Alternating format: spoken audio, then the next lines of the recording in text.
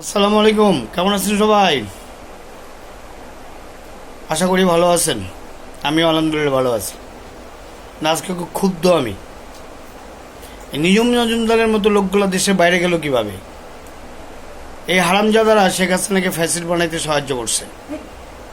নিঝুম মজুমদার, নঈম নিজান, ইমদাদুল হক মিলন, মঞ্জুরুল হাসান বুলবুল, নাইমুল ইসলাম, এরা কিভাবে দেশে ঘুরে বেড়াইতেছে, বিদেশে যাইতেছে। আবার শুনতেছি এই ডক্টর ইউনূস সকল উপদেষ্টা পরিষদের বিরুদ্ধে তারা আইসিসিতে মামলা করছে। ওরা এত দৃষ্টতা দেখালো কীভাবে? এই নিঝুম মজুমদার সভাপতি বেয়াদব, এ সবাইকে গালিগালাজ করতে। আরেক বিচারপতি মানিক, এ কীভাবে বেড়ে যায়? আমি প্রশাসনের কাছে জবাব চাই। ছাত্র সমন্বয়করা ওয়াচডগের মতো কাজ করে, কি বাল ফেলাইতে কাজ করে? এই বাল ফেলানোর জন্য ওদেরকে ছাত্র সমন্বয়ক বানানো হয়েছে? খালি সরকারের পিছনে লেগে থাকা। এরা দেশের বাইরে যায় কিভাবে? নিঝুম মজুমদার বাইরে গেল কিভাবে? এর জবাব খুব সঠিকভাবে দেন। তাই নঈম নিজাম কই? সাবান মাহমুদ কই? নাইমুল ইসলাম খান কই? নাইমুল ইসলাম খান জমি বেচাবেচি করতেছে কিভাবে?